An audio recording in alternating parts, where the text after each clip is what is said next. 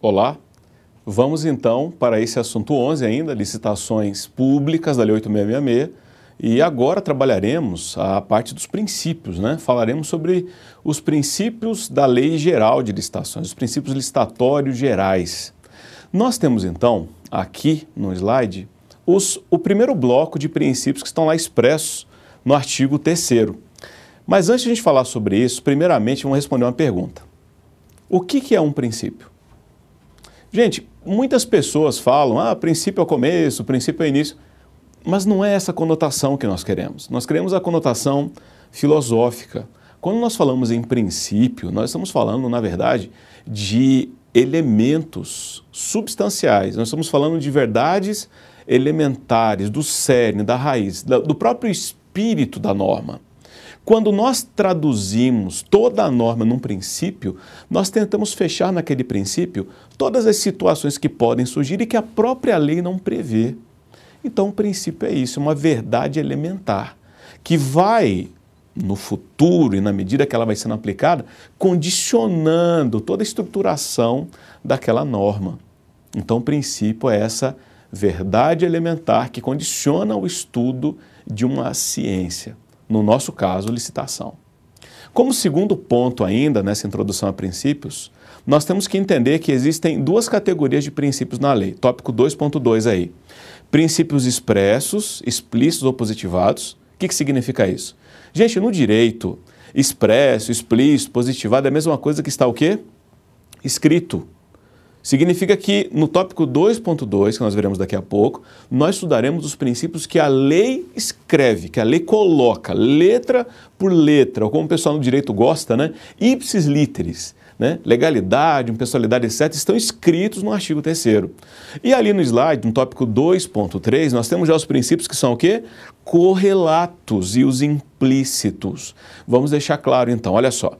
O artigo 3º, ele fala, e daqueles que lhes são correlatos. Nós veremos o texto dele daqui a pouquinho. E daqueles que lhes são correlatos. São aqueles princípios que têm uma relação com a 8666. Estão ligados a ela pela natureza do procedimento de competição. Como, por exemplo, o princípio da razoabilidade, da proporcionalidade, que está lá na Lei 9784 de 99. Nós temos o princípio da ampla defesa e contraditória, que está no artigo 5º da Constituição, e vários outros princípios, da segurança jurídica, na Lei 9784 e assim por diante. Então, existem princípios que estão correlatos à Lei 8666. Né? E nós temos também, ainda no tópico 2.3 estudaremos, aqueles princípios que estão implícitos. Ou seja, eles não estão escritos palavra por palavra, mas quando você lê a lei, você fala, nossa, eu acho que eu tenho uma verdade aqui.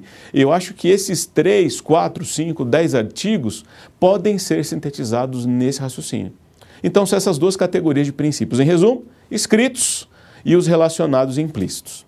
Então, trabalharemos agora, primeiramente, os princípios que estão escritos. No slide está aí o seguinte: princípio da legalidade, da impessoalidade ou igualdade, moralidade ou probidade, né? E o princípio da publicidade. Sabe uma curiosidade importante, que já é bom eu enaltecer logo de início, que nós não temos aí no artigo 2º o princípio da eficiência.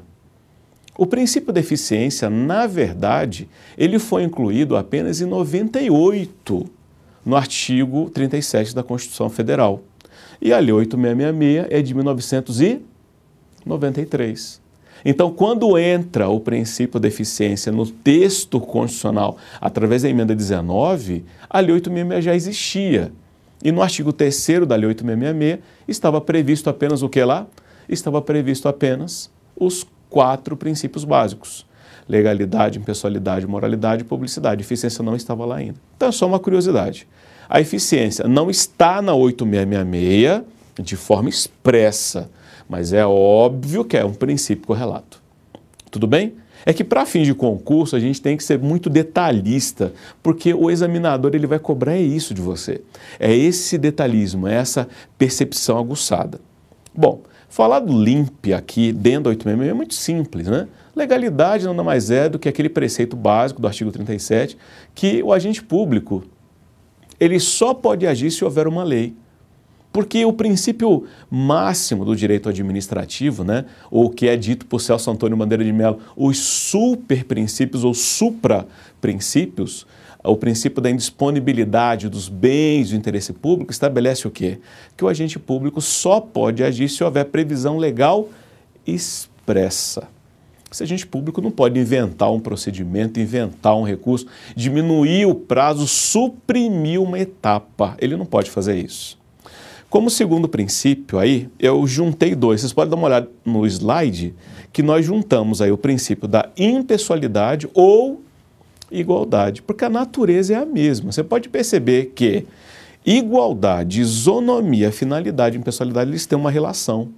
Eles são ligados pela ideia da supremacia do interesse público sobre o privado, sobre a igualdade no tratamento. Então, quando eu falo de impessoalidade, estou falando de quê? Eu estou falando de editais que não tragam marca, editais que não prevaleçam uma empresa, editais que não tragam nenhum tipo de desnível na hora da competição, exigindo coisas desnecessárias, absurdas, detalhando demais a ponto de restringir a competição. E a gente sabe que, infelizmente, acontece. Né? Nós temos editais que direcionam, falam, não, olha, a gente vai comprar o computador, mas, poxa, seria legal esse computador ter Bluetooth, ter Wi-Fi, ter tela touch, ter meu computador tem aquele, um tipo de dispositivo que quando você passa o dedo, o detector biométrico. Vocês estão entendendo? Então, tudo isso para poder usar onde? Ah, não, o notebook vai ser para um indivíduo que trabalha só com Excel. Para que ele precisa de Bluetooth? Para que ele precisa de wireless? Vocês estão entendendo? Então, a impessoalidade vem em trazer o seguinte, olha, eu não preciso de um computador tão avançado para esse tipo de operação. Talvez, no momento posterior, no futuro, onde todas as impressoras são Wi-Fi, vários dispositivos conectados a Bluetooth, óbvio, o notebook vai ser essencial que ele tenha essa conexão, mas talvez hoje não seja interessante. Então é isso que tem que ser definido. E a impessoalidade está em não beneficiar empresas que vendem esse computador, que com certeza não são tantas assim. Próximo princípio aí, entra como princípio 3, é o princípio da moralidade. Moral. O que é moral? Moral ou probidade, honestidade, ética, bons costumes, boa-fé, interesse, o não dolo. Tudo isso significa que o indivíduo tem que ser honesto. Em resumo, ele tem que sempre pensar no seu interior que aquilo que parece mais correto é o que deve ser feito. Mais correto não aos seus olhos, mais correto a integridade administrativa, a honestidade. É em cima desse princípio que se baseia a 8429 de 92, a Lei de Improbidade Administrativa, entre outras. Então estamos falando de quê? Estamos falando de conchavos dentro de licitação. E não só do agente público, não. Porque todo mundo, né, fica malhando o coitado lá do agente público, mas às vezes não é ele o culpado, ou não é só ele o culpado. Às vezes você que é agente público, você que já é servidor, sabe da pressão das grandes empresas, da pressão dos superiores hierárquicos, né? Quantas licitações eu já pude ter notícia de indivíduos que na introdução da licitação avisam para o outro por telefone, SMS, falou, ó, se você desistir eu dou 10%, dou cheque agora para você. Aquele fornecedorzinho. Vocês estão entendendo? Então, a moralidade envolve as duas partes, envolve não só a administração pública através dos seus agentes, mas também daqueles licitantes, dos fornecedores, dos empresários. Ética também tem que ser cobrada deles. E por último, a publicidade. Porque todos os atos da licitação devem ser o quê?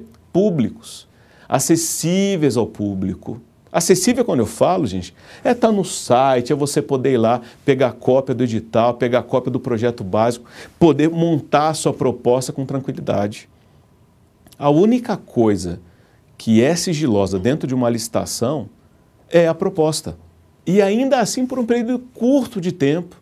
É aquele períodozinho ali, gente, do licitante chegou ali com a proposta, está aqui minha proposta, aqui meu documento, ela fica ali lacrada, até o dia estabelecido para a abertura dessa proposta. Depois que a proposta é aberta, pública também será, para todos envolvidos. Então lembrem-se, todos os atos e procedimentos da licitação são públicos, exceto a proposta, desde a sua entrega até a sua respectiva abertura, só nesse espaço de tempo, que às vezes é questão de dias, às vezes nem isso. Então nós temos aí os 4 princípios básicos tirando a eficiência, porque Quando a Lei 866 é criada, como nós já falamos, não existia o princípio da eficiência na Constituição. E aí nós temos dois outros princípios que são extremamente importantes, que eu vou detalhar de maneira esmiuçada. Olha só.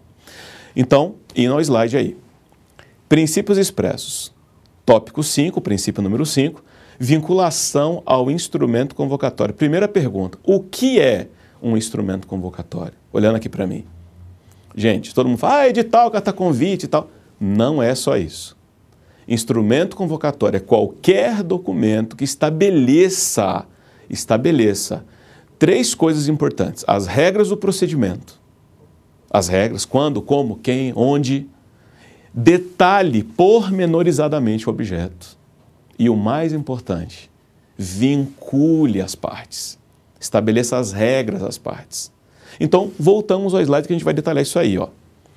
Do que trata o instrumento convocatório?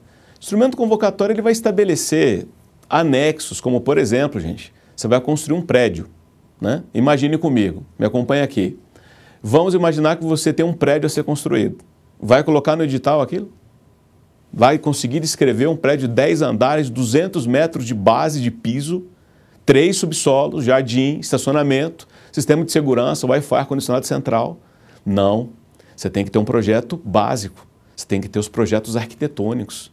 Aí vai entrar parte de alvenaria, parte elétrica, parte hidráulica e tudo mais que você estabelecer. Percebem? Então, nós temos também o contrato. Nós temos também, às vezes, né, em algumas situações, o projeto executivo. Se for um pregão, um termo de referência. Então, tudo isso compõe a ideia do que é ser um instrumento convocatório. E como próximo tópico aqui no slide, quem está vinculado a esses documentos? Artigo 41 da 8666. A administração não pode descumprir as normas e condições de edital, a qual se acha estritamente vinculada. Está aí a base do princípio. Mas quem mais se acha vinculada? Lembra que a gente comentou no princípio da moralidade? Não só a administração, mas também todos aqueles que se propõem a participar do procedimento como licitantes. Se você entrou no procedimento, você está subordinado a ele, por sua livre e espontânea vontade. Ficou claro isso? Então vamos ao próximo princípio bastante importante aí. Julgamento objetivo. A lei diz que o julgamento deve ser objetivo. Mas para nós entendermos o que é julgamento objetivo, vamos tentar entender o que é subjetividade. Gente, o que seria o termo subjetividade? Para pensar comigo. Subjetivo é uma coisa que leva a um outro a interpretação de um termo que você entende de uma forma e ele pode entender de outra. Por exemplo, mulheres aí, um exemplo para as mulheres. Vamos pensar que a sua amiga chega da academia e fala para você assim, conheci um homem lindo na academia e ele é solteiro, vou te apresentar. Aí você olha para a sua amiga que faz academia e fala assim, rapaz, eu não confio muito no ponto de vista dela. O que é bonito para ela não é bonito para mim. O que é saudável para ela não é saudável para mim. A roupa que ela fala que ela está abafando, para mim não é tão chique assim. Então, subjetividade é essa interpretação. Se o julgamento da licitação deve ser objetivo, então, traduzindo em miúdos, o que significa? Que o instrumento convocatório não pode trazer termos que gerem interpretação. Por essa razão, esses termos, então, devem ser precisos, claros, definidos. Vamos ao slide? Verifiquemos o artigo 45. O julgamento das propostas será objetivo devendo a comissão de licitação ou o responsável pelo convite realizá-lo em conformidade com os tipos de licitação. Os critérios previamente estabelecidos no ato convocatório e de acordo com os fatores exclusivamente nele referidos, de maneira a possibilitar sua aferição, né, sua medição pelos licitantes e pelos órgãos do controle. Ou seja, padronização, gente. Não posso deixar que interpretações particulares causem um estardalhaço no futuro. Imagina o cara colocar assim, precisamos comprar uma mesa bonita, uma cadeira ecologicamente correta. O que é ecologicamente correto? O que é bonito aos seus olhos e aos olhos daquele que vai vender? Então tem que ser detalhado, tem que ser padronizado. Então, quando nós falamos isso, próximo princípio, a gente vai entrar nos princípios que são correlatos ou implícitos. E aí, só relembrando a explicação que nós demos no início, né? Quando nós falamos princípios correlatos, são aqueles que estão em outras leis, mas se aplicam à realidade licitatória. Não é isso? E os implícitos, aqueles que estão escritos na lei de forma ali, entre as linhas, né? Você olha e observa. Então, indo para o slide. Primeiro princípio, fiscalização cidadã. Senhores, a lei diz que qualquer cidadão pode fiscalizar, em regra, qualquer licitação, desde que não atrapalhe o andamento dos trabalhos. E quando ele fiscaliza, ele pode pedir cópia de documentos. Gente, você como cidadão pode entrar lá na seção, falar, olha, eu sou cidadão, sou aquele cara lá do artigo 4º, eu quero ver ali a documentação dessa empresa, eu estou com o meu computador, vou consultar aqui para ver se ela não passou por outro problema aí, se ela está pagando os empregados. Eu posso fazer isso como cidadão. Estamos entendidos? Fiscalização cidadã significa você poder fazer recurso, você poder reclamar, você impugnar termos do edital. Registrar o seu nome na ata e falar, eu não concordo, eu acho que isso está errado. E levar denúncia, se for o caso, à polícia. Porque a própria 8666 estabelece crimes licitatórios. A Lei 8666 entra como legislação extravagante ao Código Penal, porque é uma lei que extravasou o Código e também estabelece tipos penais. Né? Próximo princípio aí é um princípio que eu gosto muito, que é o princípio da competitividade, do grande mestre Toshio Mukai. Figura fantástica de um conhecimento absurdo, sobeja, sobra. Né? Eu costumo dizer que Toshio Mukai é uma das referências do Brasil. Toshio Mukai estabelece que competitividade é o fundamento da licitação. Se não tem competição, não tem por que licitar, o procedimento é feito para isso. Se você não pensa em competitividade, você não entende o que é licitação. Então, quando nós falamos em competitividade, eu estou falando já de isonomia, estabelecer regras isonômicas, igualitárias, equilibrar a disputa para que todo mundo dê o seu melhor. Isso é competitividade. E, como terceiro princípio aí, implícito, é um dos que mais cai em prova. Vamos aí ao slide. Adjudicação compulsória ao vencedor. Então, olha só, gente. Quando nós falamos em adjudicação, vamos entender aqui. O que é adjudicação? A adjudicação, ela tem várias características, mas uma coisa que eu não quero que você confunda, a adjudicação não é celebração de contrato. Adjudicar não é celebração de contrato. Primeiro ponto. Segundo ponto, quando eu estou adjudicado, significa que o processo licitatório terminou e eu venci e fui declarado. Então é um ato de declaração. Você é o vencedor. Então se eu venci, agora eu tenho direito adquirido à futura contratação. O adjudicado tem direito adquirido à futura contratação? Não. O adjudicado tem uma expectativa de direito. E quando a administração quiser contratar, se ela quiser contratar, deverá fazê-lo com o que foi adjudicado. Percebem? É uma declaração que me dá direito de preferência apenas. Eu não posso obrigar o poder público a me contratar, não posso fazer isso, de jeito nenhum. O poder público pode desistir, inclusive. Adjudicou você e desiste.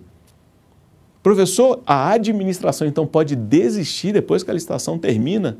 Depois que eu gastei, eu fui lá 10 vezes, 6 meses?